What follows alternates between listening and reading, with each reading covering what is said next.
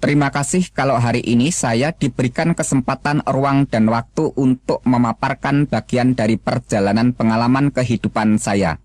Namun jauh sebelumnya, terlebih dahulu saya panjatkan rasa hormat dan puji syukur kepada Tuhan yang Maha Pengasih dan Maha Penyayang. Karena hanya berkat rahmat, nikmat, dan hidayahnya saja, semuanya ini bisa saya sampaikan di hadapan saudara sekalian. Pada tahun 1989, saya masuk ke sebuah pondok pesantren mendalami ilmu syariat Islam. Kemudian pada tahun 1992, saya pindah di pondok Thariqah untuk memperdalam ilmu kerohanian. Terus tahun 1996, saya memperdalam ilmu kegaiban di salah satu pulau yang dikenal cukup rawan dan menyeramkan. Akhirnya pada tahun 1997, saya mendapat tugas mengemban misi untuk menciarkan agama Islam. Dan waktu itulah kami berambisi sekali untuk mengislamkan orang-orang Kristen. Kenapa sasaran kami tertuju kepada orang-orang Kristen? Sebab yang pertama, agama Kristen merupakan ancaman yang sangat membahayakan bagi kehidupan generasi Islam yang akan datang. Yang kedua, ajaran agama Kristen merupakan lawan bebuyutan yang terang-terangan bertentangan dan menjungkir balikan akidah iman orang Islam yang berasaskan ketauhidan atau keesaan Allah Subhanahu wa Ta'ala. Di manakah letak pertentangan dan di manakah letak kontradiksi pernyataan iman orang Islam dan iman orang Kristen? Saya ajak saudara-saudari yang terkasih untuk bersama-sama saya membaca dan membuka kitab Al-Quran supaya saya tidak dituding asal bunyi atau asbun. Pertentangan yang pertama, masalah dogma Trinitas atau Tritunggal, yaitu Allah Bapa, Allah Anak, Allah Roh Kudus. Hal ini dikecam keras oleh Al-Quran. Laqad kafara alladziina qalu innallaha salisu salasa wa ma min ilahin illa ilahum wahid, yang artinya sesungguhnya kafirlah orang-orang yang mengatakan bahwasanya Allah salah satu dari yang tiga. Padahal sekali-kali tidak ada Tuhan selain Tuhan yang Esa. Quran Surat Al-Maidah ayat yang ke-73. Dengan demikian disebut kafir kalau ada orang yang mengatakan Allah itu tiga. Saat iman orang Islam menegaskan bahwa Allah itu Esa. Qul huwallahu ahad. Katakanlah dialah Allah yang Maha Esa. Quran Surat Al-Ikhlas ayat yang pertama. Pertentangan yang kedua, agama Kristen mengajarkan bahwa Allah itu mempunyai anak yang disebut dengan istilah anak Allah. Hal ini disangkal keras oleh Al-Quran. Lam yalid wa lam yulad. Dia Allah tidak beranak dan tidak pula diperanakan. Quran Surat Al-Ikhlas ayat yang ketiga disambung dengan ayat berikut ini. Rabbina mata khoda sahibata wala walada. Tuhan tidak beristri dan Tuhan tidak beranak. Quran Surat Al-Jin ayat yang ketiga. Pertentangan yang ketiga, Kristen menekankan bahwa Isa Al-Masih itu Allah atau Tuhan. Inilah yang sangat ditolak oleh seluruh lapisan umat Islam dari golongan orang yang paling awam sampai ke tingkat golongan orang cendekiawan. Sebab hal itu sangat dikecam oleh Al-Quran dengan keras dan tegas. Laqad kafara alladziina qalu innallaha wal masihu ibnu Maryam. Sesungguhnya telah kafirlah orang-orang yang mengatakan sesungguhnya Allah ialah Al-Masih putra Maryam. Quran Surat Al-Maidah ayat yang ke-72. Pertentangan yang keempat, orang Kristen mengimani dan mempercayai bahwa Yesus atau Isa itu mati dibunuh. Hal ini juga disanggah dengan tegas oleh Al-Quran. Wa qaulihim inna qatalada masiha Isa bana Maryama Rasulullahi wa ma qataluhu wa ma salabuhu walakin subihallahum wa innal ladzina ikhtalafu fihi lafi sakim minhu malahum bihi min ilmin illa tiba adhani wa ma qataluhu yaqina, yang artinya demikian. Dan karena ucapan mereka, sesungguhnya kami telah membunuh Al-Masih Isa putra Maryam, Rasul Allah. Padahal mereka tidak membunuhnya dan tidak menyalibnya, tetapi orang yang diserupakan dengan Isa bagi mereka. Sesungguhnya orang-orang yang berselisih paham pembunuhan Isa benar-benar dalam keraguan-raguan tentang yang dibunuh itu. Mereka tidak mempunyai keyakinan tentang siapa yang dibunuh itu. kecuali mengikuti persangkaan belaka. Mereka tidak pula yakin bahwa yang mereka bunuh itu adalah Isa. Quran Surat An-Nisa ayat yang ke-157. Pertentangan yang berikutnya yaitu yang kelima. Kitab orang Kristen yang dipegang sekarang sudah tidak suci atau asli lagi, karena sudah disembunyikan dan dirubah dengan pernyataan ayat Al-Quran. Ya ahlal kitabi qad ja'akum rasuluna yubayyinu lakum katsiran mimma kuntum tukhfuna minal kitabi wa ya'fu an katsirin. Qad ja'akum minallahi nurun wa kitabum mubin. Hai ahli kitab, sesungguhnya telah datang kepadamu Rasul kami, menjelaskan kepadamu banyak dari sisi Alkitab yang kamu sembunyikan dan dibiarkannya. Sesungguhnya telah datang kepadamu cahaya dari Allah dan kitab yang menerangkan. Quran Surat Al-Maidah ayat yang ke-15 yang disambung dengan ayat berikut ini. Afatadma'una ayyaminu lakum wa qad kana fariqum minhum yasma'una kalama Allahi summa yuqarifunahu min ba'di ma aqaluhu wa hum ya'lamun. Yang artinya, apakah kamu masih mengharapkan mereka akan percaya kepadamu, padahal segolongan dari mereka mendengar firman Allah, lalu mereka mengubahnya setelah mereka memahaminya, sedang mereka mengetahui. Quran Surat Al-Baqarah ayat yang ke-75. Dengan pernyataan ayat-ayat yang sudah saya ucapkan tadi, dengan dukungan penjelasan Injil Barnabas yang pada waktu itu saya baca sebagai rujukan, di mana kesimpulan penjelasan Injil Barnabas mengatakan bahwa yang disebut atau dikatakan Mesias, yaitu penyelamat, itu adalah Kanjeng Nabi besar Muhammad Shallallahu Alaihi Wasallam. Melihat data-data yang cukup akurat dan kuat, maka dengan demikian orang Kristen telah distempel dengan label atau dicap dengan sebutan orang kafir. Mulai dari semua penjelasan pernyataan tadi, serta dengan sebuah pegangan keyakinan Al-Quran, Surat Al-Imran ayat 19, yang demikian bunyinya, Inna dina indallahi Islam. Sesungguhnya agama di sisi Allah hanyalah Islam. Dengan kata lain, hanya agama Islam yang diridhoi Allah. Hanya agama Islam yang dibenarkan Allah. Maka, semua agama selain Islam tidak benar. Dengan demikian, semua pengikut agama selain Islam orangnya disebut kafir. Melihat kenyataan seperti itulah saya merasa kasihan terhadap orang-orang yang memegang keyakinan ajaran iman kekristenan, yang menyembah Nabi Isa Al-Masih sebagai Allah yang Maha Pengasih, Allah yang Maha Pengampun dosa, Allah yang menyelamatkan umat manusia.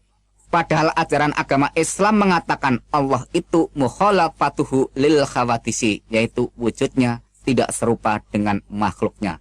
Mengapa Isa Al-Masih dianggap sebagai Allah yang kelihatan? Sangat mengherankan. Sebodoh itukah semua orang Kristen? Begitu buta mata hati rohani semua umat Kristen di dunia ini. Sungguh kasihan benar kalau orang Kristen semua nanti mati dimasukkan ke penjara api neraka jahanam.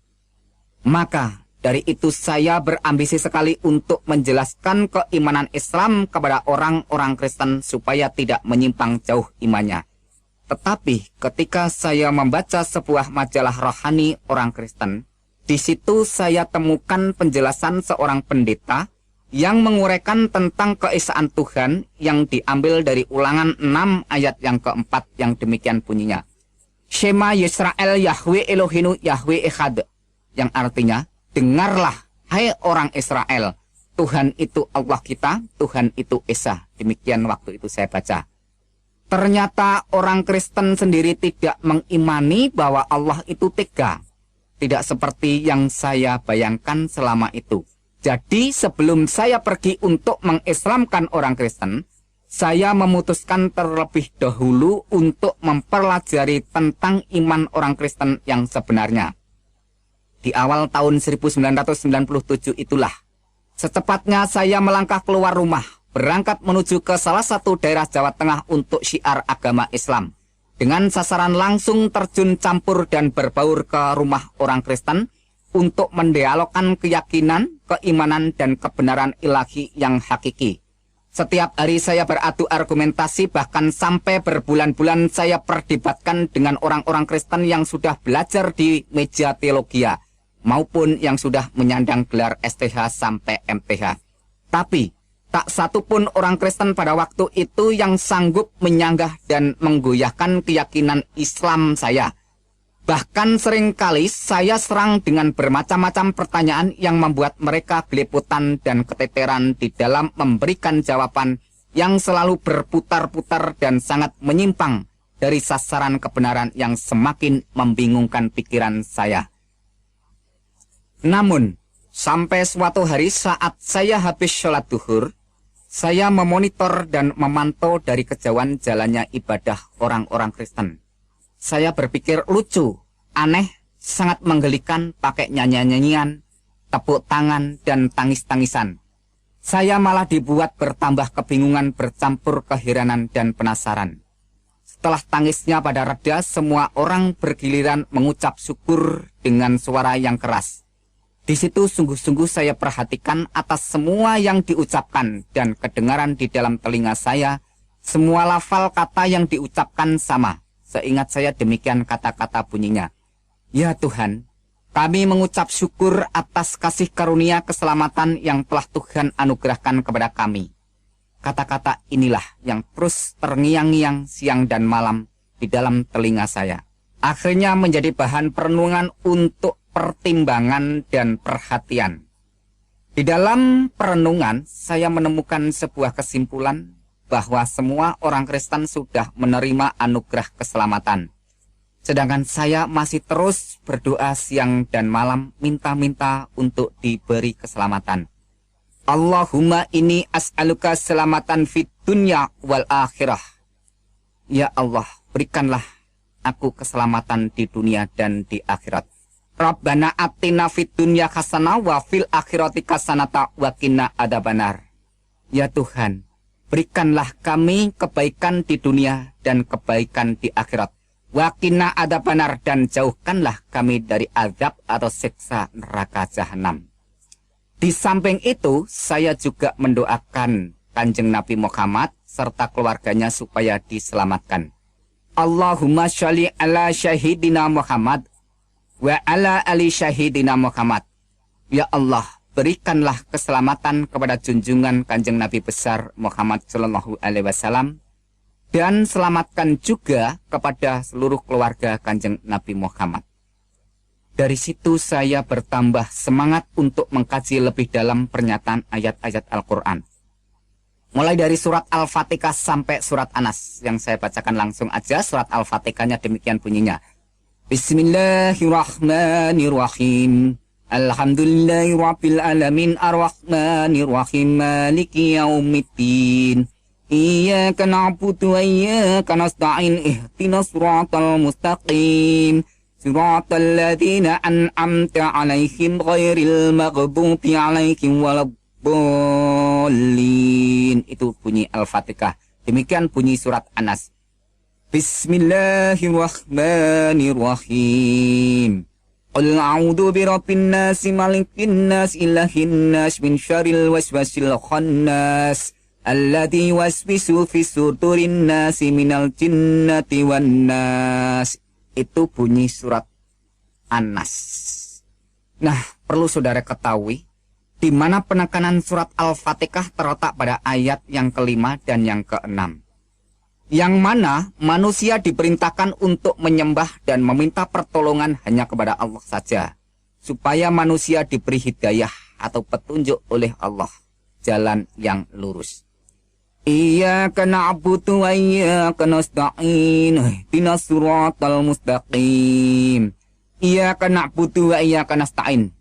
Hanya kepadamulah kami menyembah dan hanya kepadamulah kami mohon pertolongan. Pertolongan apakah yang saya minta ini? Ihdinas siratal mustaqim. Tunjukilah kami ke jalan yang lurus. Di manakah jawaban mengenai tentang permohonan atau permintaan supaya saya diberi petunjuk jalan yang lurus itu? Maka pada waktu itu saya buka-buka pernyataan ayat-ayat Al-Quran. Dan akhirnya saya temukan jawaban permohonan saya mengenai tentang permintaan diberi jalan yang lurus. Wa innahu la'ilmu lisya'ati fala tamtaruna biha wa tabi'uni hadal suratul mustaqim. Wa innahu la ilmu lisaati. Dan sesungguhnya Isa benar-benar memberikan pengetahuan tentang hari kiamat. Fala tantaruna biha, dan jangan ragu-ragu tentang hari kiamat itu. Wa tabi'uni hadas siratu mustaqim, dan ikutlah aku, inilah jalan yang lurus. Itu artinya, yaitu di dalam surat Az-Zukhruf ayat yang ke-61. Jadi jawaban yang saya mohon terletak di sini bahwa saya minta diberi petunjuk jalan yang lurus. Ihdinas siratal mustaqim, tunjukilah kami ke jalan yang lurus. Dijawab oleh Allah dalam pernyataan surat Al-Zukhruf ayat yang ke-61 yang berbunyi, Wattabi'uni hadas siratum mustaqim, ikutlah aku, inilah jalan yang lurus. Ya, Allah sudah memberikan jawaban kepada saya untuk memberikan petunjuk jalan yang lurus, yaitu ikutlah aku, inilah jalan yang lurus. Wattabi'uni hadas siratum mustaqim.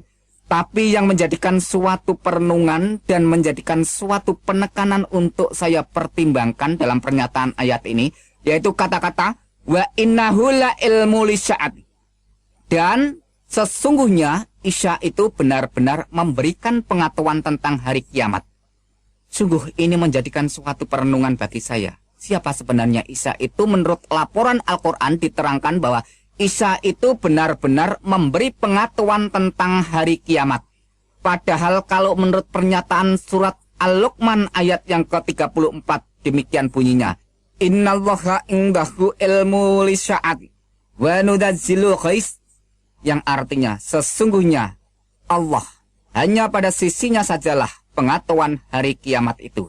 Dengan kata lain bahwa pengetahuan tentang hari kiamat itu hanya Allah yang mengetahui. Dengan lain kata, hanya Allah yang tahu tentang hari kiamat. Tetapi mengapa Isa juga mengetahui tentang hari kiamat? Pada saat itu saya bertanya-tanya, lalu siapakah sebenarnya sosok manusia yang bernama Isa Al-Masih itu? Akhirnya terus saya buka-buka ayat Al-Quran, sebenarnya siapa Isa Al-Masih itu? Dan akhirnya saya temukan jawabannya dalam surat Al-Imran ayat yang ke-45 yang demikian bunyinya. Isqalatil malaikatu ya Maryamu innallaha yubasyiruki bi kalimatin min husmuhul masiku Isa banu Maryama wajihan fit dunya wal akhirah wa minal muqarrabin. Isqalatil malaikatu, ketika malaikat berkata kepada siapa? Ya Maryam, hai Maryam. Apa perkataannya malaikat ini kepada Maryam? Innallaha yubasyiruki. Sesungguhnya Allah memberikan kegembiraan dalam apa yang diberikan kepada Allah ini. Bi kalimatin minhus, dengan kalimat yang darinya. Minhusmuhul masihu Isa banu Maryama, namanya Al-Masih Isa putra Maryam. Wajihang fit dunya wal akhirah, yang terkemuka di dunia dan di akhirat. Wa minal muqarrabin, dan yang terdekat dengan Tuhan. Wah, ini merupakan suatu perenungan tersendiri pada waktu itu. Dimana kalau saudara ketahui dan saya jelaskan bahwa yang menurut laporan malaikat ini memberikan pernyataan bahwa Maria diberi kabar kegembiraan oleh Allah. Dan apa bentuk kegembiraan itu? Yaitu bi kalimatin, yaitu dengan kalam, dengan firman atau dengan sabdanya Allah itu. Dengan kata lain bahwa Maria ini mendapat kabar gembira berupa kalamnya Allah. Maka saya renungkan pada waktu itu, kalau begitu yang dikandung Maria itu adalah kalamnya Allah, firmannya Allah. Maka dengan kata lain bahwa kalam yang ada di dalam gua Garbo maupun di dalam kandungan Maria yang menjadi manusia, lahir itulah yang disebut sebagai Mesias atau penyelamat. Dengan kata lain saya jelaskan sekalian bahwa kalam yang menjelma menjadi manusia atau kalam yang menjadi manusia itu melakukan karya penyelamatan, maka dia disebut Al-Masih. Karena dia sebagai penyelamat, maka dia disebut dengan kata lain terkemuka di dunia dan di akhirat.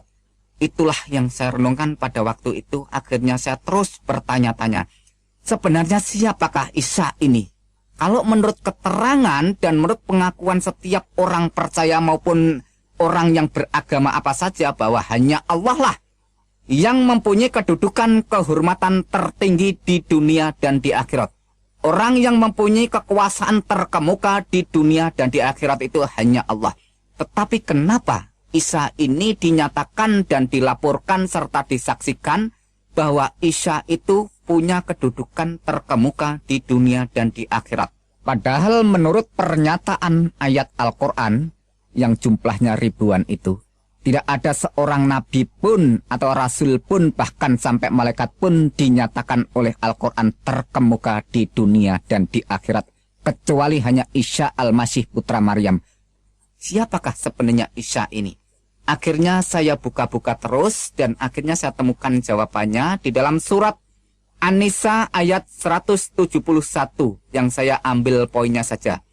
Innamal masihu Isa bin Maryam Rasulullah wa kalimatu alqaha ila Maryam wa ruhu minhu, yang artinya sesungguhnya Al-Masih Isa putra Maryam itu adalah utusan Allah dan kalimatnya yang disampaikan kepada Maryam dan roh darinya. Di sini ada kata-kata sesungguhnya Al-Masih Isa putra Maryam itu adalah utusan Allah. Pengertian utusan Allah setelah saya renungkan dengan penerangan firman Tuhan, maka kata utusan ini adalah kalam yang menjadi manusia atau firman yang menjadi manusia, melakukan karya penyelamatan, menyelamatkan umat manusia, maka itu disebut istilah utusan. Maka dengan kata lain bahwa firman yang menjadi manusia melakukan karya penyelamatan atau penebusan atau pembebasan supaya manusia itu tidak masuk neraka, maka dia disebut utusan Allah. Dengan kata lain bahwa pribadi sosok oknum Isa Al-Masih itulah yang dijadikan alat oleh Allah untuk melakukan karya penyelamatan. Maka dengan demikian Isa disebut utusan Allah. Dan di situ diterangkan juga bahwa dia adalah kalamnya atau kalimat Allah dan roh dari Allah itu sendiri. Maka kalau kita renungkan dengan dalam-dalam bahwa Isa Al-Masih yang ada di dalam kandungan Maryam itu adalah rohnya Allah atau kalamnya Allah. Jadi bukan hasil hubungan dari siapapun, melainkan langsung dinyatakan oleh Al-Quran bahwa Isa itu adalah kalamnya Allah dan rohnya Allah. Kalau kita lihat lebih dalam bahwa semua manusia mulai dari Adam dan sampai sekarang dan seterusnya, bahwa semuanya itu dijadikan dari tanah atau bahasa Arabnya syol-syol. Maka lain dengan pernyataan Al-Quran mengenai tentang Isa Al-Masih ini, yaitu terjadi atau muncul dengan pernyataan kalam maupun rohnya Allah. Maka dengan demikian terus saya renungkan lebih dalam. Dari situ bisa saya simpulkan bahwa ayat di atas tadi yang saya bacakan menyatakan bahwa Isa Al-Masih itu utusan Allah. Isa Al-Masih itu firman Allah. Isa Al-Masih itu roh Allah. Ayat itu juga didukung hadis Sahih Bukhari nomor 1496 dan hadis Anas bin Malik halaman 72 yang demikian bunyinya. Isa fa'inahu Rasulullah wa kalimatuh. Isa itu sesungguhnya roh Allah dan kalam Allah. Wah, Isa itu adalah roh Allah dan kalam Allah. Ini merupakan suatu kesaksian seseorang yang tidak bisa diragukan karena yang bersaksi, yang menyatakan dan menerangkan ini adalah Kanjeng Nabi Muhammad SAW itu sendiri. Oleh sebab itu terus saya renung-renungkan. Dan di samping itu, saya juga membaca pernyataan hadis Sahih Muslim dan hadis Sahih Bukhari yang mengatakan demikian. Walladzi nafsi biyadihi la yusikana ayang jilafikum ibnu Maryam haqqam muksiton. Demi Allah yang jiwaku di tangannya, kata Muhammad. Sesungguhnya telah dekat masanya Isa anak Maryam akan turun di tengah-tengah kamu. Dia akan menjadi hakam muksiton, akan menjadi hakim yang tegak atau hakim yang adil atau hakim yang lurus. Yaitu bisa saudara baca di hadis Sahih Muslim nomor 127 atau hadis Sahih Bukhari nomor 1090. Kembali timbul sebuah pertanyaan lagi di dalam hati saya pada waktu itu. Siapakah sebenarnya Isa Al-Masih itu? Karena kalau menurut pernyataan di dalam Al-Quran bahwa Allah itulah hakim yang seadil-adilnya. Alaihissallahu bi'ahamil hakimin. Bukankah Allah hakim yang seadil-adilnya? Yaitu Quran surat At-Tin ayat yang ke-8. Mengapa Isa Al-Masih dinyatakan dan disaksikan baik itu Al-Quran maupun Kanjeng Nabi Muhammad sendiri sebagai hakim yang seadil-adilnya? Dengan demikian, kalau kita renungkan, tidak ada seorang nabi, rasul, bahkan malaikat pun yang dinyatakan oleh Al-Quran maupun disaksikan oleh Kanjeng Nabi sebagai hakim yang adil kecuali Isa Al-Masih putra Maryam. Ya, kalau kita renungkan dan kita hayati dari awal sampai akhir bahwa Isa Al-Masih itu adalah Roh Allah, Kalam Allah. Isa Al-Masih itu adalah terkemuka di dunia dan di akhirat. Isa Al-Masih itu adalah hakim yang adil. Dan Isa Al-Masih itu mengetahui tentang hari kiamat. Memang semua itu sudah jelas, tetapi saya tetap belum mau mempercayai dan mengimani Yesus itu adalah Tuhan dan Juru Selamat saya. Mengapa? Karena masalah keyakinan, kepercayaan, dan keimanan tidak segampang orang membalikkan telapak tangan langsung terima dan diaminkan. Atau tidak semudah orang yang beli jajan di pinggir jalan langsung ditelan jadi kenyang. Tetapi ini masalah hati nurani yang suci. Maka membutuhkan pencerahan, penerangan Sang Ilahi yang Maha Suci. Supaya hati nurani ini dapat mengambil suatu keputusan untuk menyatakan keberanian tentang kebenaran yang datang dari Tuhan, pencipta dan penguasa semesta alam. Maka untuk mendukung dan memperkuat semuanya itu, saya langsung terus untuk mengumpulkan data-data yang bersumber dari Al-Quran maupun hadis yang berkaitan dengan kesaksian dan pengakuan mengenai pernyataan tentang Isa Al-Masih itu. Inilah data-data yang sudah saya kumpulkan dari pernyataan Al-Quran. Quran surat 19 ayat 19. Di sana dikatakan Isa Al-Masih seorang anak laki-laki yang suci. Quran 19 ayat yang ke-21. Di sana dikatakan Isa Al-Masih sebagai tanda bagi manusia dan rahmat dari Tuhan. Quran surat 3 ayat yang ke-46 dan Quran surat 5 ayat yang ke-19, ayat yang ke-20 dan ayat yang ke-110. Di sana dikatakan Isa Al-Masih semasa dalam buayan dan ayunan sudah bisa berbicara dengan manusia. Quran surat 19 ayat yang ke-31 di sana dilaporkan Isa Al-Masih seorang yang diberkati Allah di mana saja berada. Quran surat 3 ayat yang ke-49 dan Quran surat 5 ayat yang ke-110 di sana diterangkan bahwa Isa membuat burung, menyembuhkan orang buta sejak lahir, menyembuhkan penyakit sopak atau lepra atau kusta, dan menghidupkan orang mati. Wah, ini luar biasa, perlu saudara renungkan. Dan data berikutnya, Quran surat 3 ayat yang ke-45, Isa adalah kalam Allah, terkemuka di dunia dan di akhirat. Quran surat 4 ayat 171, Isa Al-Masih utusan Allah, kalam Allah dan roh Allah. Quran surat 21 ayat yang ke-91 dikatakan Isa dan ibunya dijadikan tanda yang besar bagi semesta alam. Dan data-data hadis yang saya kumpulkan yaitu hadis Sahih Bukhari nomor 1496. Di sana diterangkan Isa itu utusan Allah, kalam Allah, roh Allah. Hadis Sahih Bukhari nomor 1090. Di sana dikatakan Isa akan turun menjadi hakim yang adil. Hadis Anas bin Malik halaman 72. Di sana dikatakan Isa roh Allah dan kalam Allah. Hadis Sahih Muslim jilid 1 halaman yang ke-74. Di sana dikatakan Isa adalah Imam Mahdi dan hakim yang adil. Hadis Ibnu Majah di sana melaporkan tidak ada Imam Mahdi selain Isa putra Maryam. Dengan bahasa Arab, La Mahdiya illa Isa banu Maryama. Itu bahasa Arabnya. Dengan dukungan dan pernyataan beberapa ayat-ayat Al-Quran dan hadis, perasaan saya seperti disinari dengan pancaran terang kebenaran untuk terus melangkah menuju jalan keselamatan. Tetapi ada satu hal yang membuat saya berat melangkah untuk berjalan terus menuju ke puncak keputusan. Apa itu? Yaitu masalah amal yang selama ini sudah saya kumpulkan sejak dari awal dengan jerih payah ibadah yang melelahkan dan memakan kurun waktu yang cukup panjang. Sebab menurut ajaran agama Islam, apabila orang itu sudah murtad atau keluar dari agama Islam, segala amal ibadahnya akan musnah terhapus. Padahal bekal untuk menuju kehidupan kekal harus disertai dengan banyak amal. Dari sini saya kembali dihantui perasaan takut, khawatir, keraguan, kebimbangan, dan kebingungan. Saya lantas terus kembali buka-buka kitab hadis maupun kitab Al-Quran. Pada saat saya membuka hadis Sahih Muslim, ada suatu pernyataan hadis yang menjelaskan tentang masalah amal, yang demikian bunyinya.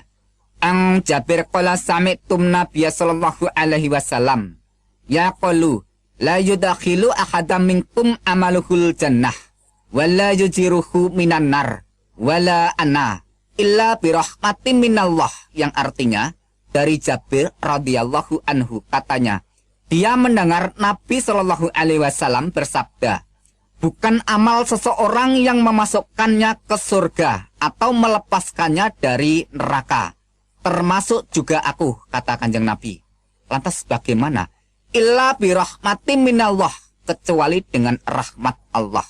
Hadis Sahih Muslim nomor 2412 sampai 2414.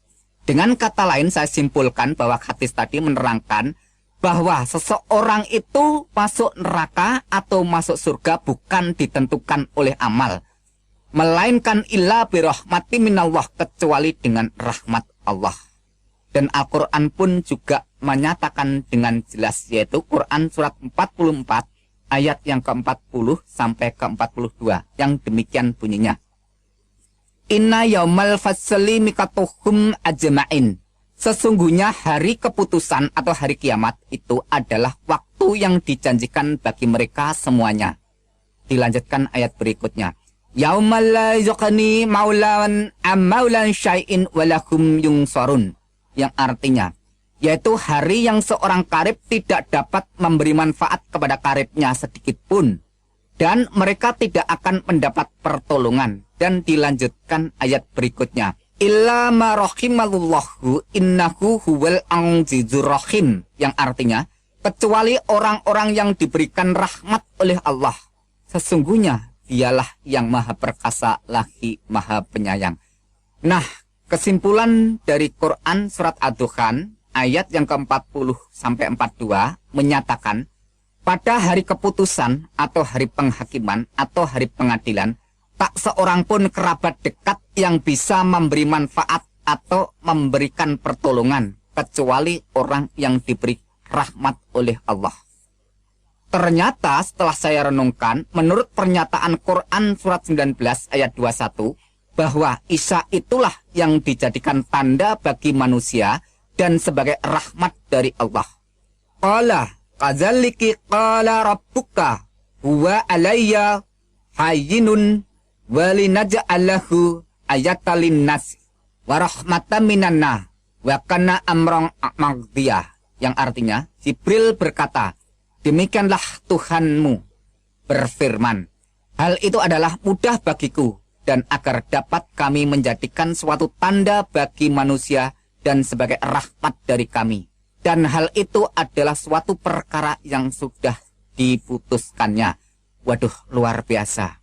Akhirnya sudah tidak saya ragukan lagi, sudah saya tidak bimbangkan lagi mengenai tentang pernyataan ayat-ayat Al-Quran maupun hadis yang menerangkan atau menyaksikan atau melaporkan siapakah sebenarnya Isa Al-Masih itu. Maka di tahun 1997 itu pun secepatnya saya mengambil keputusan dengan tegas menyatakan iman bahwa Yesus Kristus itu adalah benar-benar Tuhan dan Juru Selamat saya secara pribadi, serta Tuhan dan Juru Selamat seluruh umat manusia. Dengan demikian, segeralah saya minta dibaptis sebagai tanda pertobatan dan pengakuan iman saya menjadi pengikut Yesus Kristus. Sekarang resmilah saya menjadi pengikut Yesus Kristus. Perasaan senang dan tenang selalu mengalir di dalam iman dan rohani saya.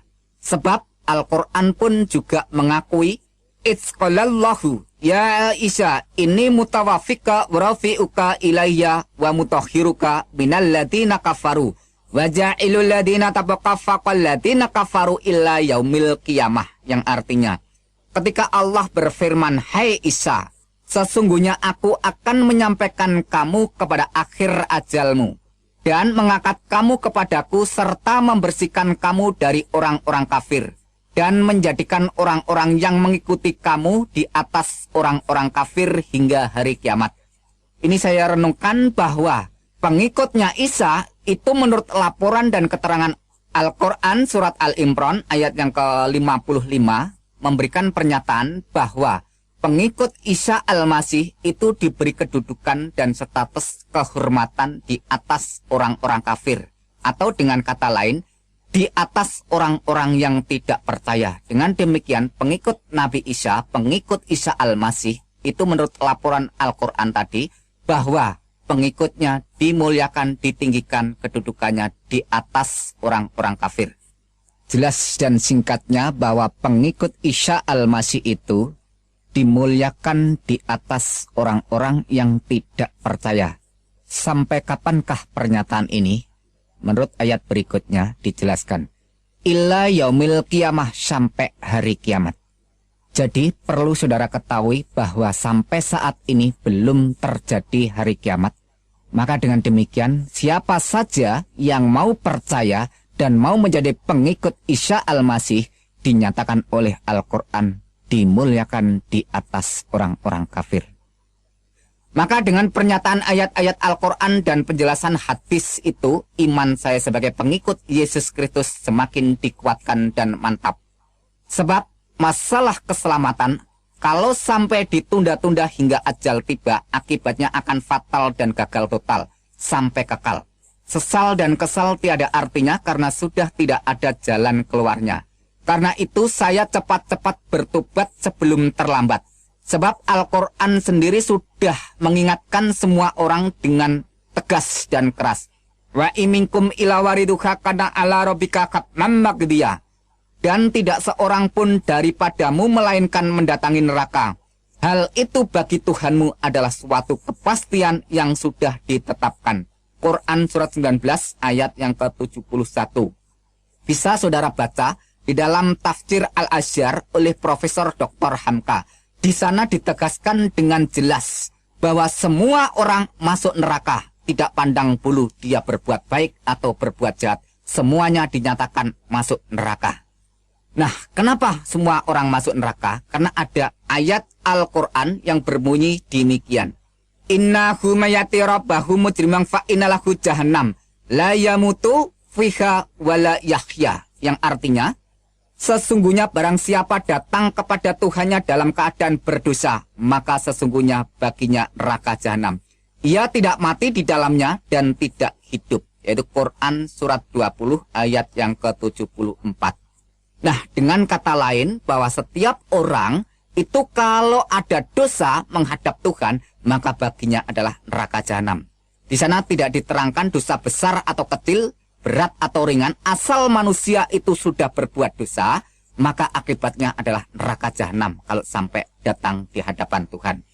Setelah saya pelajari di dalam Alkitab bahwa Yesus itu mati untuk menanggung dosa umat manusia. Dan di situ setelah 3 hari bangkit kembali. Maka dengan demikian Yesus Kristus memberikan pernyataan, man amana wa atamada khalas wa ma lam yu'miyudan. Barang siapa yang percaya dan dibaptis diselamatkan. Tetapi barang siapa yang tidak percaya akan dihukum. Jadi jelasnya bahwa Yesus mati itu untuk menebus dosa umat manusia. Tetapi yang menjadikan suatu perenungan bahwa selama itu saya tidak mengakui kalau Isa atau Yesus itu mati. Namun setelah saya renungkan kembali dalam pernyataan Al-Quran bahwa Isa itu benar-benar lahir, benar-benar mati, dan benar-benar bangkit. Hal semacam ini diterangkan oleh Quran surat Maryam ayat yang ke-33. Yang di sana langsung saya terjemahkan bahasa Indonesianya saja. Dan kesejahteraan semoga dilimpahkan kepadaku. Maksudnya adalah Isa Al-Masih. Pada hari aku dilahirkan, yaitu pada hari Isa Al-Masih dilahirkan. Pada hari aku meninggal, yaitu pada hari Isa Al-Masih meninggal. Dan pada hari aku dibangkitkan, yaitu pada hari Isa Al-Masih dibangkitkan, hidup kembali. Dengan kesimpulan kronologis ayat di atas, pertama, dilahirkan atau hidup, kedua, meninggal atau mati, ketiga, bangkit atau keluar dari kubur, dan keempat, hidup kembali, alias realita kenyataan bahwa yang hidup kembali setelah mengalami kematian itu bukan setan, bukan siluman, dan bukan tipuan, melainkan benar-benar Isa. Jadi yang jelas urut-urutannya, lahir, meninggal, bangkit, hidup kembali. Dan sekarang kita buka lagi Quran surat Al-Imran ayat yang ke-55. Kita ambil poinnya saja. Hai Isa, sesungguhnya aku akan menyampaikan kamu kepada akhir ajalmu dan mengangkat kamu kepadaku. Dengan kata lain, kesimpulannya, Allah akan menyampaikan ajal atau kematian Isa, dan Allah akan mengangkat Isa kepadanya. Jadi di sini juga jelas urut-urutannya. Mati, diangkat. Dengan kata lain, mati dulu baru diangkat. Jadi dengan jelas Al-Quran menyatakan bahwa Isa itu benar-benar mati dan benar-benar diangkat. Sesuai dengan pernyataan Alkitab itu sendiri bahwa Tuhan Yesus Kristus sadar benar-benar apa yang akan terjadi dan apa yang akan dialami pada dirinya. Ia telah mengatakan kepada para muridnya terlebih dahulu sebelum sesuatu terjadi. Maksudnya sebelum sesuatu itu dialami kematiannya. Menurut pernyataan Yesus Kristus, pada waktu itu mengajak para muridnya, demikian katanya.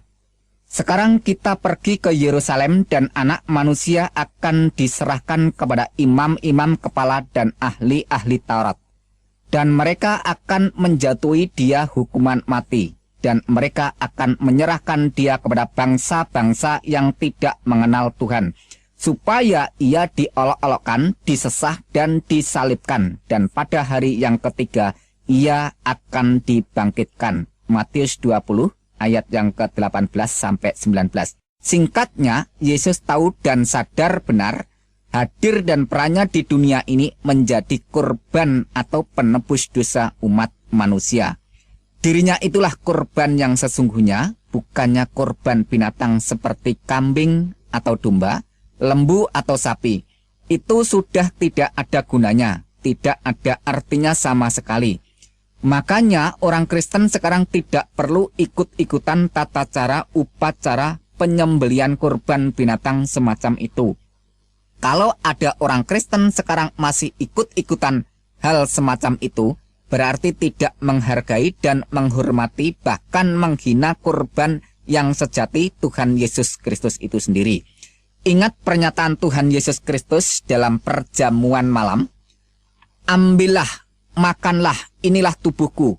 Minumlah kamu semua dari cawan ini, sebab inilah darahku.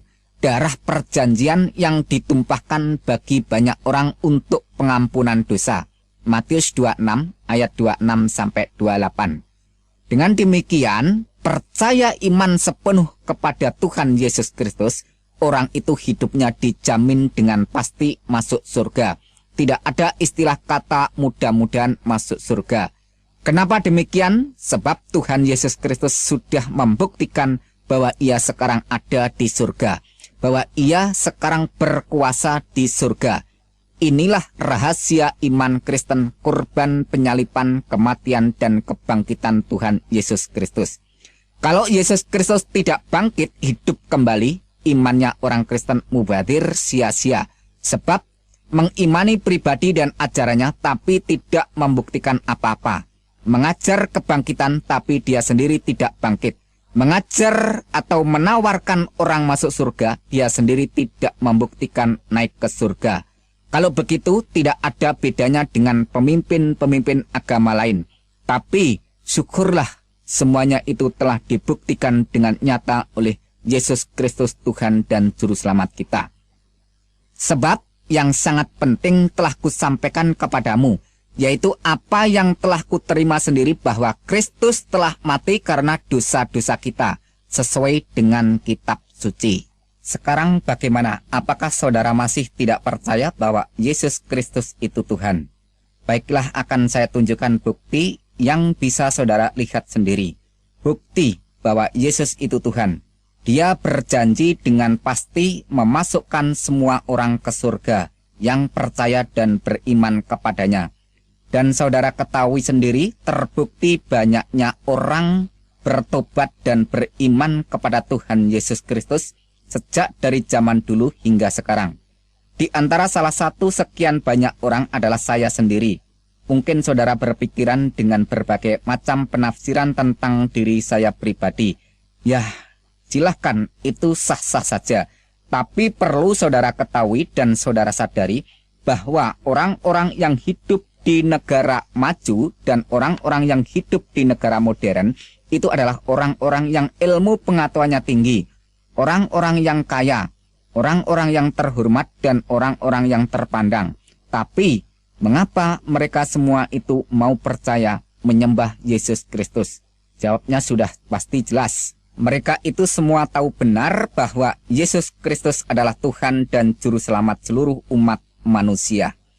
Makanya mereka semua itu yang imannya sungguh-sungguh tidak akan pernah bisa digeser oleh keyakinan iman agama apapun. Sebab mereka semua mengetahui dan sadar benar bahwa hanya satu sosok pribadi saja yang bisa menyelamatkan orang dari siksa neraka, yaitu sosok pribadi yang berkuasa di surga dan di bumi.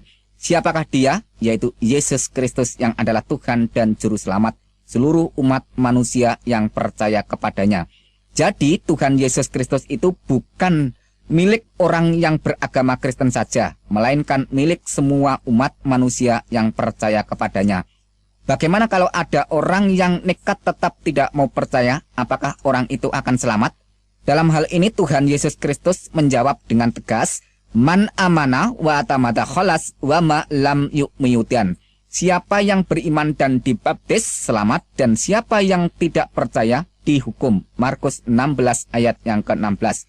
Jadi masuk surga atau masuk neraka bukan berdasarkan orang itu sudah berbuat baik, melainkan tindakan dan tanggapan iman seseorang itu kepada sosok pribadi yang berkuasa di surga dan di bumi, yaitu Tuhan Yesus Kristus.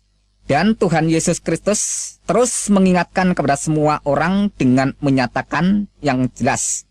Karena itu aku tadi berkata kepadamu bahwa kamu akan mati dalam dosamu, yaitu kamu akan binasa dalam neraka karena keangkuhan dan kesombonganmu, yaitu tidak mau percaya kepadaku. Jika kamu tetap tidak percaya bahwa aku adalah Dia, yaitu penyelamat seluruh umat manusia, maka kamu akan tetap dimasukkan ke dalam neraka. Keterangan itu bisa saudara baca sendiri di dalam kitab Injil Yohanes pasal yang ke-8. Dengan demikian, kalau kita mau renungkan lebih dalam, nasib seseorang bergantung kepada Yesus Kristus yang adalah Tuhan dan Juru Selamat seluruh umat manusia. Orang itu mau menanggapi atau menolak, mau mengimani atau tidak, silahkan memilih, monggo kerso, tidak ada paksaan. Memang Tuhan itu maha kuasa, tetapi kuasanya tidak untuk memaksa siapa saja sebelum saatnya tiba. Akan tetapi, kalau saatnya sudah tiba, saudara tidak akan bisa lepas atau lolos dari pengadilan dan penghakiman maupun penghukumannya. Selama Tuhan masih memberikan kesempatan, nafas di kandung badan, marilah secepatnya ambil keputusan bertobat, datang beriman, menerima kasih karunia keselamatan yang dianugerahkan bagi setiap orang yang mau menerima dan beriman kepada Yesus Kristus Tuhan dan Juru Selamat seluruh umat manusia. Perlu saudara ketahui dan sadari lebih dalam lagi, bahwa setan tidak akan tinggal diam kalau ada orang yang datang beriman kepada Tuhan Yesus Kristus. Dan setan paling tidak senang kalau ada orang yang mengakui, mengimani dan menyebut Yesus Kristus itu adalah Tuhan dan Juru Selamatnya. Sebab bagi setan merupakan kegagalan yang sangat fatal untuk mencari pengikut sebanyak-banyaknya orang, untuk menemani setan di tempat neraka jahanam.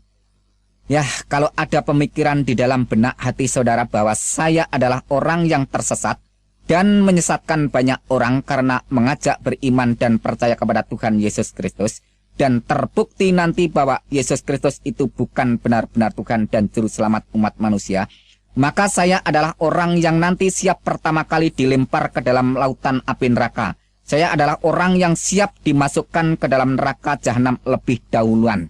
Tetapi kalau saudara tetap nekat tidak mau percaya kepada Tuhan Yesus Kristus, ya terserah. Tidak masalah, itu hak saudara semua untuk menolak atau menerima. Akan tetapi tunjukkan bukti keberanian dan ketidakpercayaan saudara terhadap Tuhan Yesus Kristus. Katakan secara langsung ucapan saudara kepada Tuhan Yesus Kristus. Hai Yesus Kristus yang disembah oleh semua orang Kristen. Jika benar Engkau adalah Tuhan, jika benar Engkau berkuasa, tunjukkan kekuasaanmu di hadapanku. Ambil kesehatanku, ambil seluruh keluargaku, ambil seluruh harta benda kekayaanku. Ambil seluruh kebahagiaanku dan ambil seluruh kehormatanku. Kalau memang saudara berani, ulangi berkali-kali pernyataan ini. Saya meyakini secara pasti cepat atau lambat akan terjadi akibat peristiwa yang akan mengguncangkan kehidupan saudara. Perlu saudara ketahui dan sadari kalau terjadi sesuatu, cepat-cepatlah bertobat sebelum terlambat. Ya, masalah iman bukan karena ilmu pengetahuan, bukan karena ikut-ikutan, dan juga bukan karena warisan keturunan.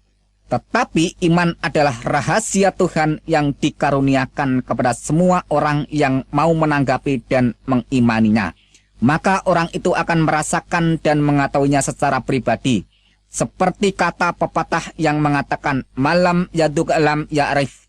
Barang siapa yang belum merasakan, maka orang itu belum mengetahuinya. Maka untuk mengetahuinya, kita harus merasakan. Artinya kita harus bertindak melaksanakan iman yang sudah dikaruniakan Tuhan. Sekian kesaksian dan penjelasan dari saya. Kalau ada kesalahan, mohon maaf yang sebesar-besarnya. Tapi kalau semua ini jadi berkat, bersyukurlah kepada Sang Juru Selamat Tuhan Yesus Kristus. Di dalam kitab Injil Yohanes pasal 14 ayat yang ke-6, Yesus memberikan pernyataan, Akulah jalan dan kebenaran dan hidup. Tidak seorang pun datang kepada Bapa kalau tidak melalui aku. Dan tidak ada nama lain di bawah kolong langit ini selain nama Yesus Kristus yang bisa menyelamatkan umat manusia. Maka dengan pernyataan ini secara tegas bahwa Yesus itulah Sang Juru Selamat, jadi tidak perlu didoakan supaya dia selamat. Justru dia menawarkan siapa saja yang mau percaya kepadanya maka akan diselamatkan. Dan dijamin secara pasti karena Yesus Kristus sendiri sudah menyatakan bukti dengan konkret saat ini ada di surga. Dan hal semacam itu tidak perlu diragukan karena Al-Quran sendiri mengakui bahwa Isa Al-Masih ada di sisi hadirat Allah. Dengan kata lain bahwa Isa Al-Masih sekarang ini ada di surga.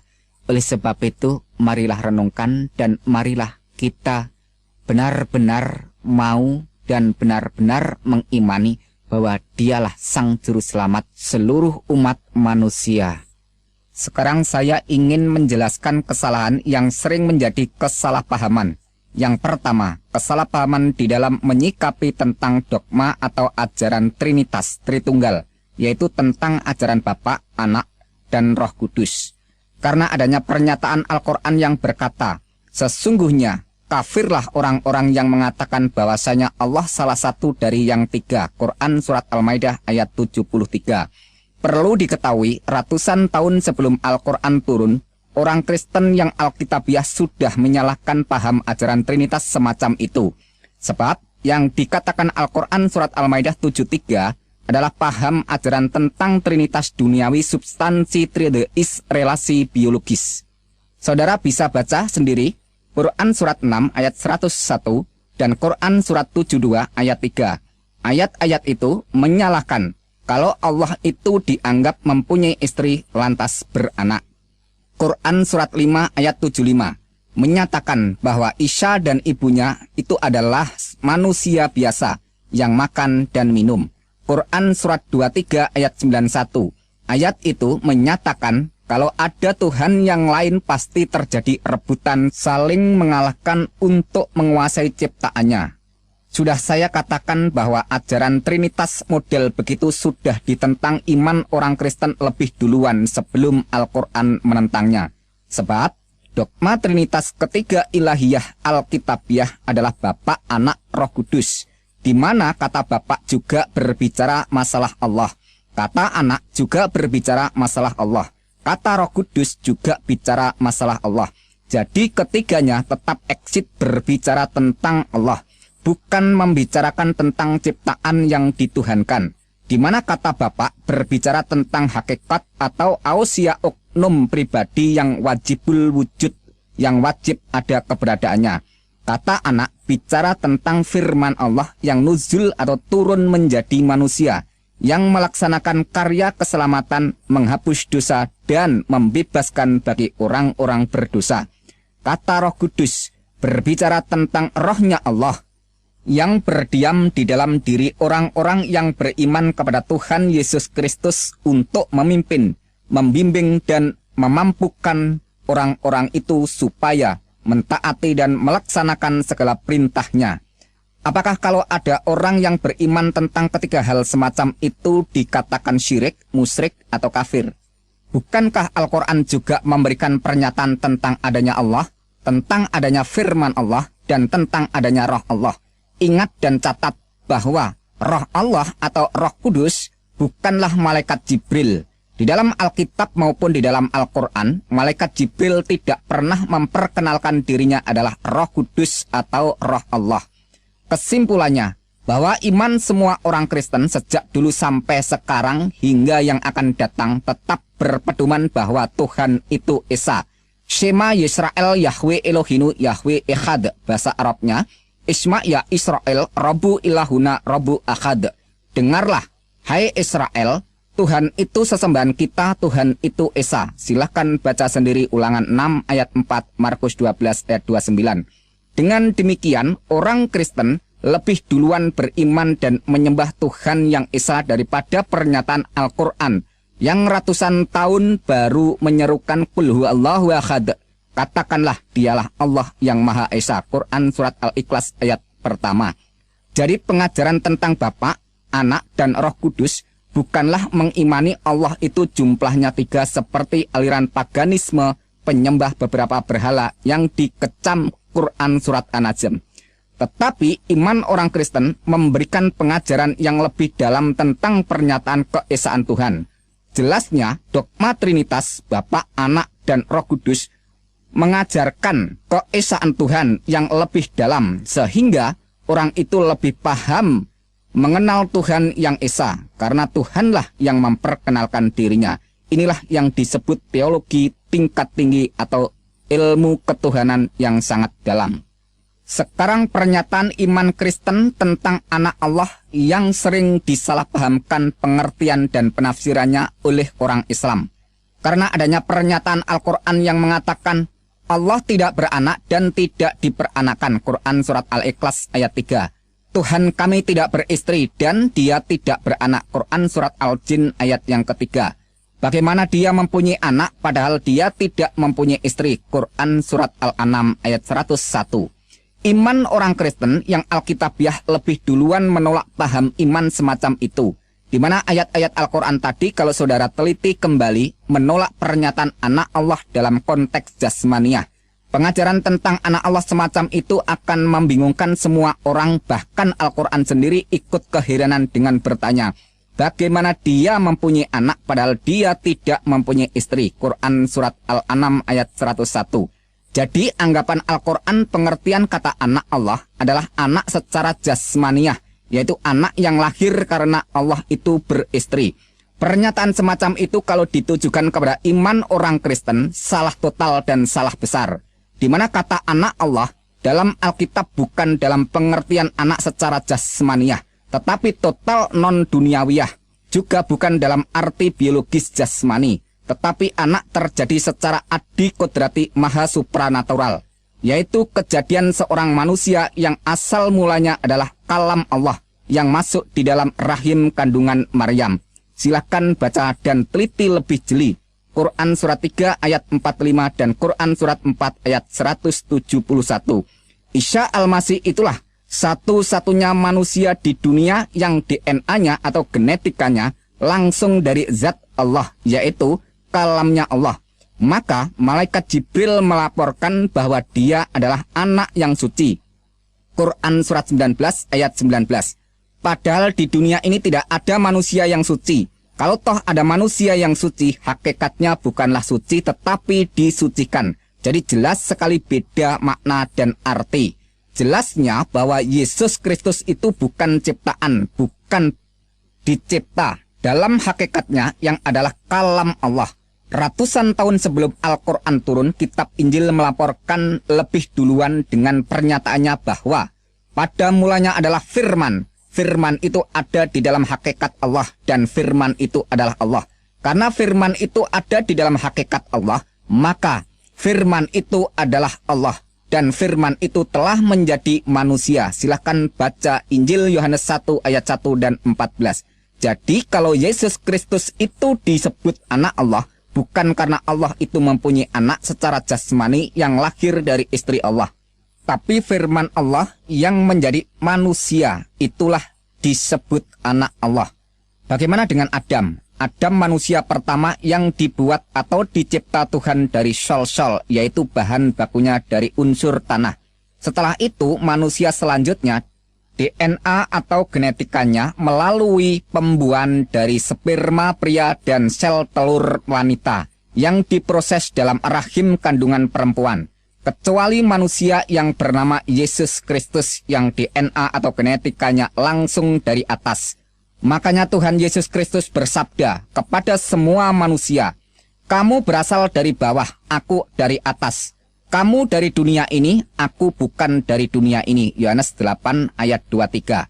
Oleh sebab dia bukan dari dunia ini, melainkan dari atas, maka pada waktu dia meninggal, badan wadaknya tidak tertinggal di bumi. Tepat sekali apa yang dikatakan kitab Yohanes 13 ayat yang ketiga, bahwa ia datang dari Tuhan dan kembali lagi kepada Tuhan. Sekarang jawaban tentang pernyataan Al-Quran yang mengatakan, sesungguhnya telah kafirlah orang-orang yang berkata, Allah ialah Al-Masih Isa putra Maryam.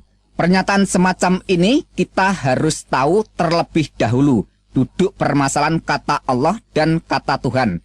Kata Allah berbicara masalah ilahiyah, hakikat atau ausia uknumnya, yaitu zat wajibul wujud, yang wajib ada keberadaannya.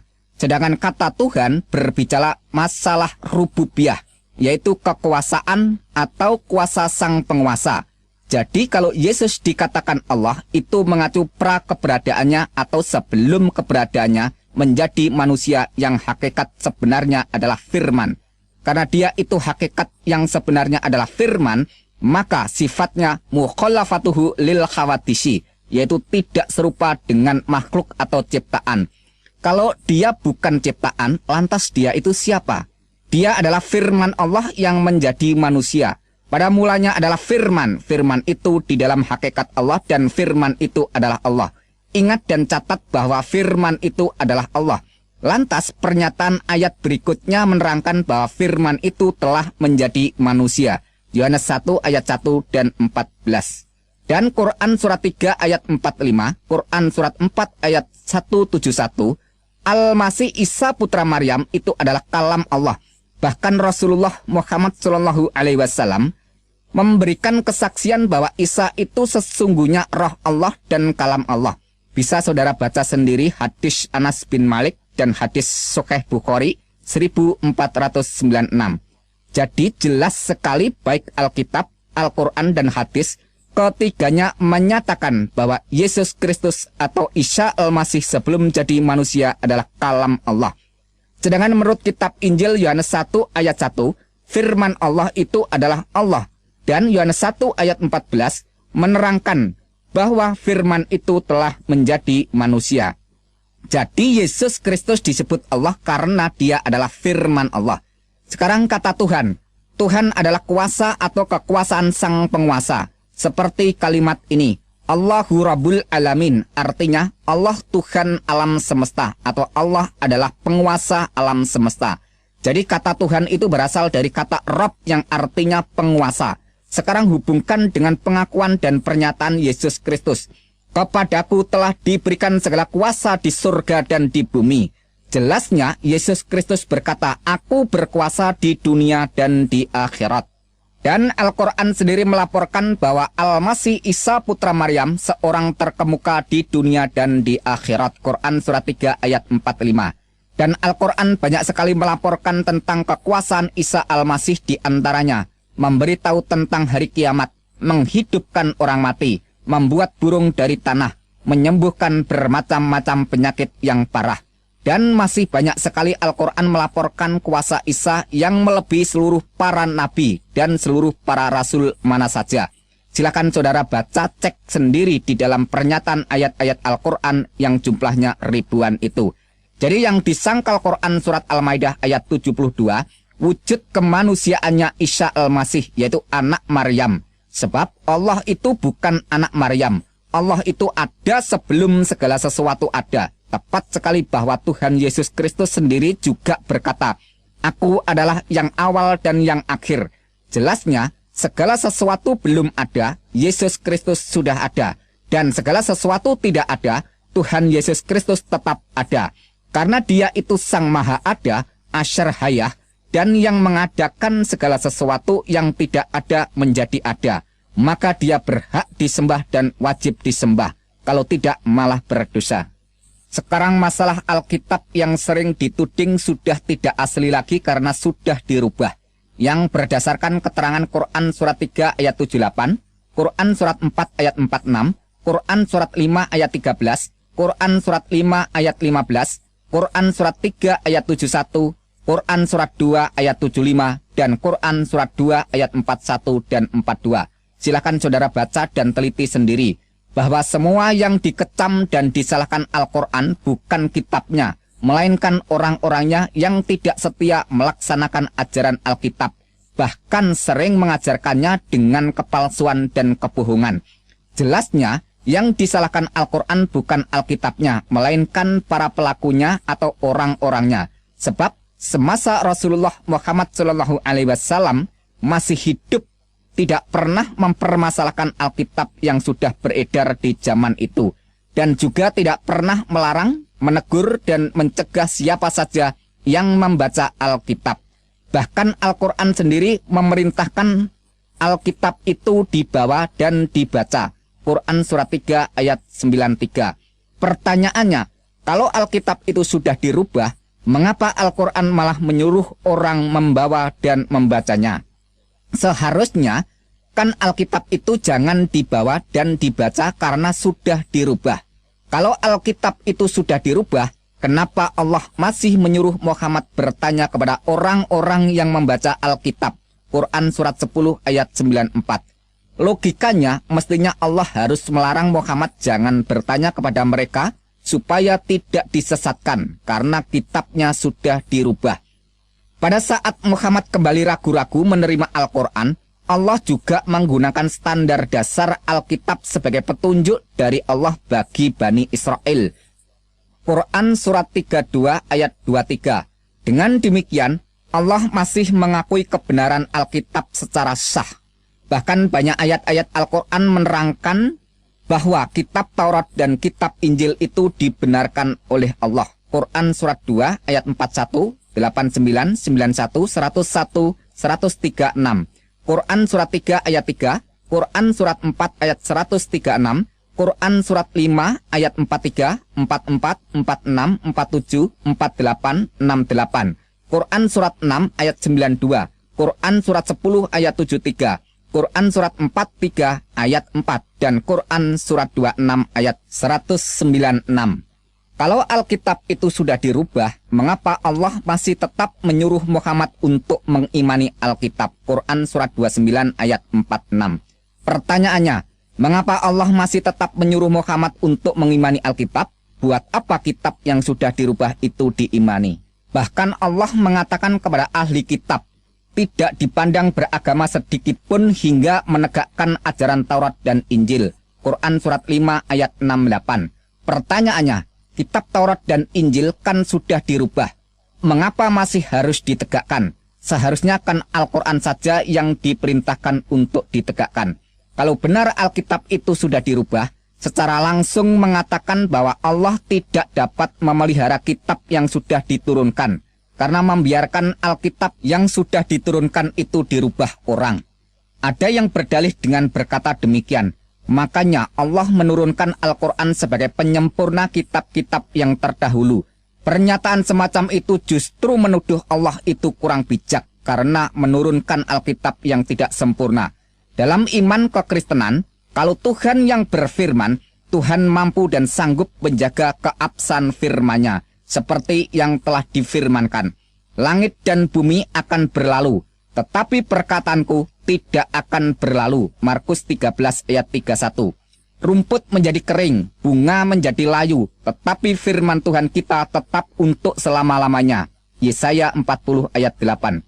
Tetapi firman Tuhan tetap untuk selama-lamanya. Inilah firman yang disampaikan Injil kepada kamu. 1 Petrus 1 ayat 25. Aku bersaksi kepada orang yang mendengarkan perkataan-perkataan nubuat dari kitab ini. Jika seorang menambahkan sesuatu kepada perkataan-perkataan ini, maka Tuhan akan menambahkan kepadanya malapetaka-malapetaka yang tertulis di dalam kitab ini. Dan jika seorang mengurangkan perkataan-perkataan dari kitab nubuat ini, maka Tuhan akan mengambil bagiannya dari pohon kehidupan, dari kota kudus, seperti yang tertulis di dalam kitab ini. Wahyu 22 ayat 18 dan 19. Jadi kesimpulannya bahwa Alkitab yang kita baca ini tidak ada yang dirubah, tetap masih asli dan murni dari segi makna dan arti. Dan Alkitab yang kita baca ini pada hakikatnya tidak perlu mendapat pengakuan dan dukungan dari pernyataan Al-Quran. Karena Alkitab sudah sempurna. Apa yang akan disempurnakan lagi? Kalau saya mempergunakan ayat-ayat Al-Quran disebabkan karena memberikan jawaban kesalahpahaman. Kalau tidak ada kesalahpahaman, ya saya tidak akan mengutip ayat-ayat Al-Quran. Sekarang menjawab kematian Isa Al-Masih atau Yesus Kristus. Untuk membahas masalah ini, kita tidak boleh hanya mendengar informasi dari satu sisi. Sebab ini adalah kejadian fakta yang nyata, tapi berbeda cerita antara Alkitab dan Al-Quran. Maka salah satunya harus ada yang membuktikan kebenarannya. Quran surat 4 ayat 157 melaporkan bahwa Isa tidak dibunuh dan disalib, melainkan orang yang diserupakan Isa. Tapi di sisi lain, Quran surat 19 ayat 33 memuat pernyataan Isa yang berkata, dan kesejahteraan semoga dilimpahkan kepadaku pada hari aku dilahirkan, pada hari aku meninggal, dan pada hari aku dibangkitkan hidup kembali.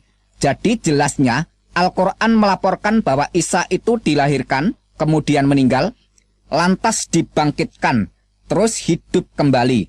Keterangan berikutnya Quran surat 3 ayat 55, Allah menyatakan dengan berfirman, hai Isa, sesungguhnya aku akan menyampaikan kepada akhir ajalmu dan mengangkat kamu kepadaku. Jadi jelasnya Allah menyatakan kematian Isa dulu baru mengangkat Isa kepadanya. Singkatnya, Isa mati dulu baru diangkat ke hadiratnya. Tapi mengapa Quran surat 4 ayat 157 itu mengatakan bahwa Isa tidak dibunuh dan disalib? Lantas ayat 158 mengatakan, tetapi Allah telah mengangkat Isa kepadanya. Sekarang renungkan pelan-pelan. Dulu Al-Quran mengatakan Isa itu lahir, kemudian meninggal, lantas dibangkitkan, terus hidup kembali. Dan Allah sendiri menyatakan Isa itu mati dulu, baru diangkat kepadanya. Tapi tiba-tiba muncul keterangan yang bertentangan bahwa Isa tidak mati, tetapi diangkat Allah. Pertanyaannya, kenapa Allah membiarkan berjuta-juta orang salah paham sampai 600 tahun kemudian baru diinformasikan bahwa yang mati itu bukan Isa melainkan orang lain yang diserupakan Isa? Kenapa Tuhan yang Maha Suci jauh dari dusta, sifatnya berubah demikian? Membiarkan orang tertipu sampai waktu sekian panjang lamanya. Kalau yang mati itu bukan Isa, melainkan orang lain yang diserupakan Isa, pertanyaannya, siapakah orang yang diserupakan Isa itu? Siapakah nama orang yang diserupakan Isa itu? Apakah yang mati itu tidak berkata bahwa dia bukan Isa? Dari keluarga siapakah orang yang diserupakan Isa itu? Dari asal daerah manakah orang yang diserupakan Isa itu? Apakah seluruh keluarganya tidak menerangkan bahwa yang disalib itu bukan Isa melainkan keluarganya? Bagaimana para tetangga dan teman-temannya apa juga ikut bungkam?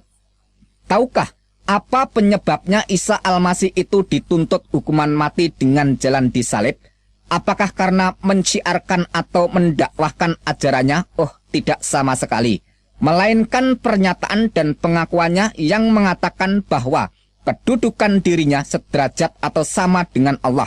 Bagi semua orang, pernyataan semacam itu dianggap menghujat Allah dan hukumnya harus dibunuh mati. Sekarang bagaimana keterangan dari Alkitab tentang kematian Yesus Kristus?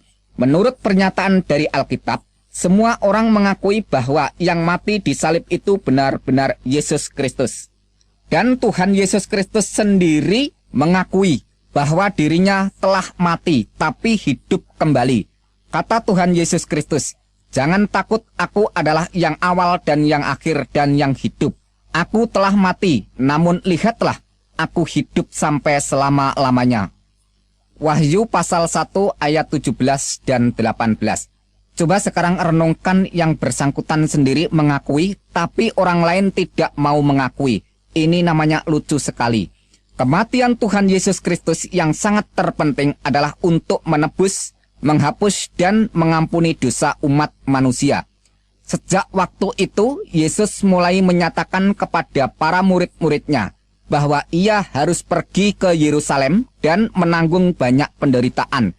Dan pihak tua-tua, imam-imam kepala, dan ahli-ahli Taurat lalu dibunuh dan dibangkitkan pada hari ketiga. Matius 16 ayat 21.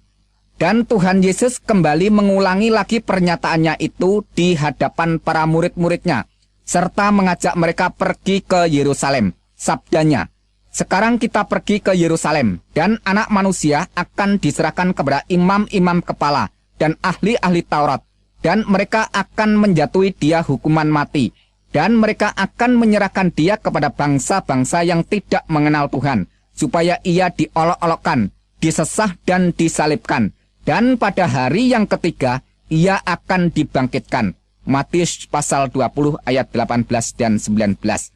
Setelah sampai di kota Yerusalem, saatnya tiba makan malam. Ketika itu Tuhan Yesus Kristus mengambil roti dan cawan atau tempat minuman. Sambil menyodorkan makanan dan minuman, Tuhan Yesus Kristus berkata kepada para muridnya, "Ambillah, makanlah, inilah tubuhku. Minumlah kamu semua dari cawan ini, sebab ini adalah darahku, darah perjanjian yang ditumpahkan bagi banyak orang untuk pengampunan dosa." Matius pasal 26 ayat 26 sampai 28. Kesimpulannya bahwa Tuhan Yesus Kristus benar-benar mati untuk mengampuni dosa orang banyak. Firman Tuhan selanjutnya menyatakan, "Sebab jika kamu mengaku dengan mulutmu bahwa Yesus adalah Tuhan dan percaya dalam hatimu bahwa Tuhan telah membangkitkan dia dari antara orang mati, maka kamu akan diselamatkan. Karena dengan hati orang percaya dan dibenarkan, dan dengan mulut orang mengaku diselamatkan." Roma 10 ayat 9 dan 10. Tentang dialah semua nabi bersaksi bahwa barang siapa percaya kepadanya, ia akan mendapat pengampunan dosa oleh karena percaya kepada Tuhan Yesus Kristus. Kisah Para Rasul pasal 10 ayat 43.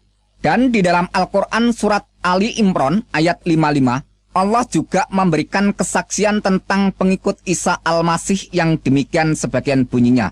"Waja'ilul ladina tabaka fokal ladina kafaru illa yaumil qiyamah," yang artinya, "Dan menjadikan orang-orang yang mengikuti kamu," yaitu Isa, "di atas orang-orang kafir hingga hari kiamat." Oh, luar biasa, jelas sekali bahwa Allah memberikan status kedudukan para pengikut Isa di atas orang-orang kafir, atau memberikan kedudukan, kehormatan yang mulia di atas orang-orang yang tidak percaya. Sampai kapankah pernyataan itu berlaku? Ila yaumil qiyamah, sampai hari kiamat. Sedangkan hari kiamat sampai saat ini belum tiba.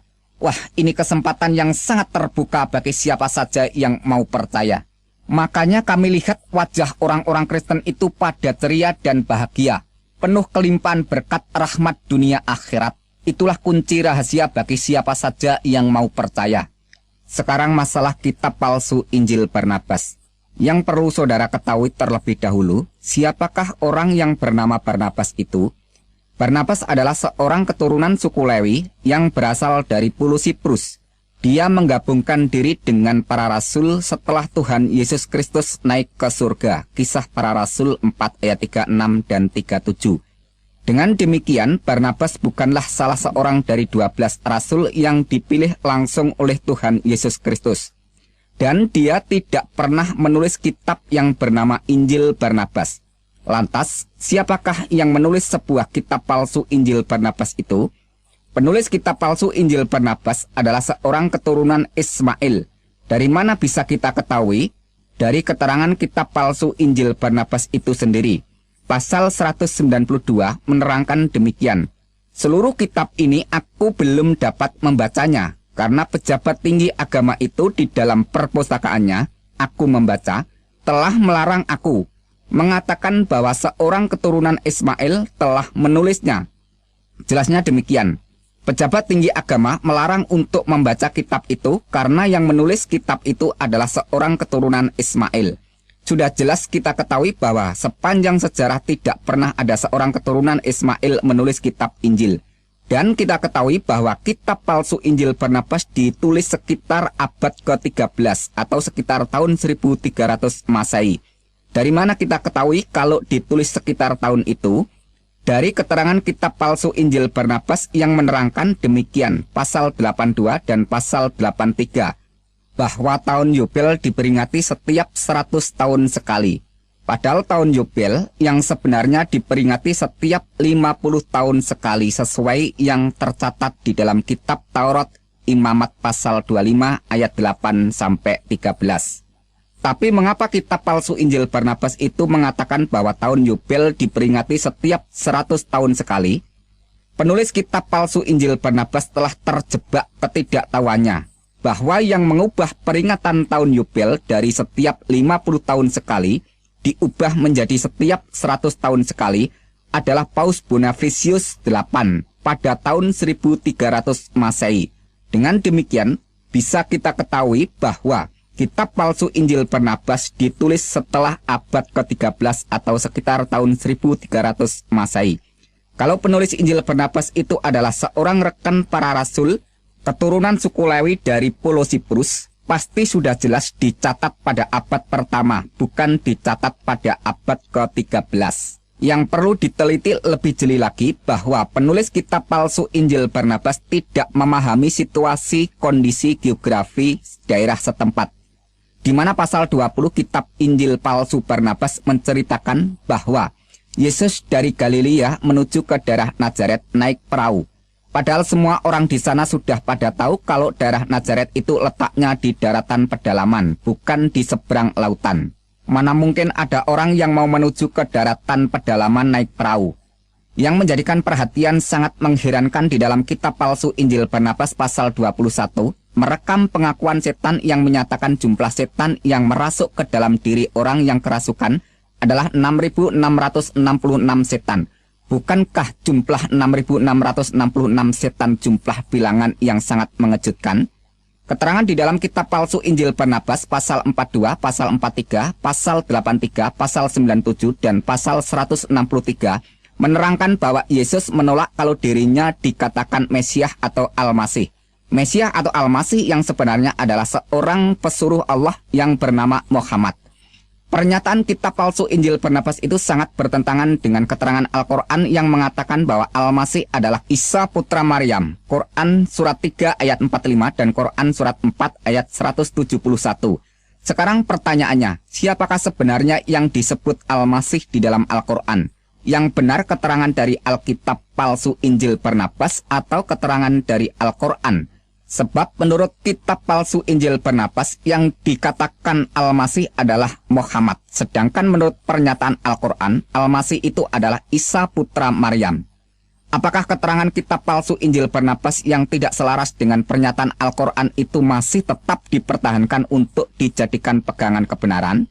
Sekarang masalah pernyataan Al-Quran yang mengatakan Inna dina indallahil Islam, yang artinya Sesungguhnya agama di sisi Allah hanyalah Islam. Dengan kata lain, sesungguhnya agama yang diridhoi di sisi Allah hanyalah Islam. Saya katakan pernyataan itu sah dan benar untuk imannya orang-orang yang beragama Islam.